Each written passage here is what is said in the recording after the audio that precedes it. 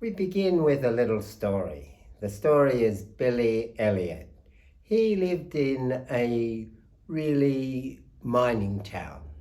And it's interesting, the town was really pretty decrepit, pretty rough, but nevertheless, Billy Elliot found that he loved dancing. And so you'd find him often dancing through the rather rough streets, tap dancing in fact. And then he was called by the Royal North London dancing community. And there was an interview there. And in fact, it went very badly.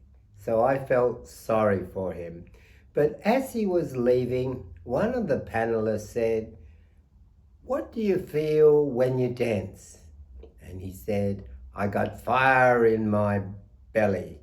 I got fire in my body." And he got the job. Why? Well, the reason is that when he danced, he was fully alive. Alive much more than he was normally. And that's very much like the resurrection. Well, on the resurrection, we need to think of what happened when Jesus died. When Jesus died, his soul descended into the realm of the dead. That's where Adam and Eve, Abraham, Isaac, Jacob, and the patriarchs and prophets were. But his body was in the tomb. In fact, I can remember walking inside that tomb. And what did he say to the souls that were in the realm of the dead? He says, "Look, now your salvation is at hand."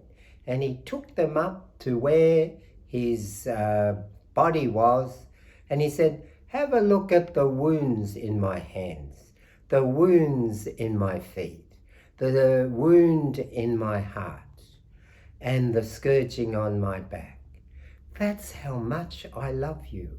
And then it happened. His body received the soul. His soul entered the body, and he rose gloriously. And they knew that what happened to him would happen to them on the last day. They're already experiencing the beatific vision, but not with their bodies.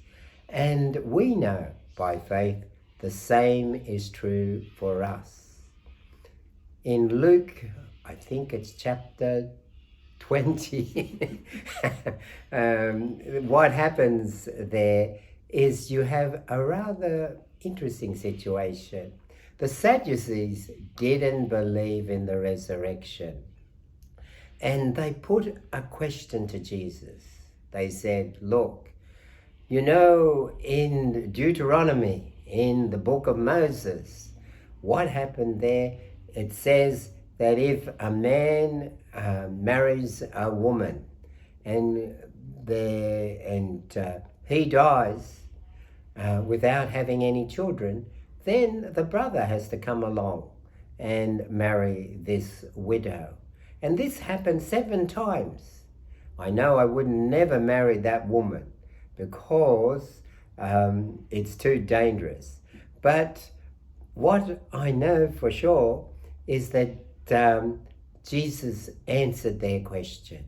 He said, "Look, when we enter into glory and enter into the next life, marriage is not something that continues because the marriage is for the procreation of children, and we are in a new state."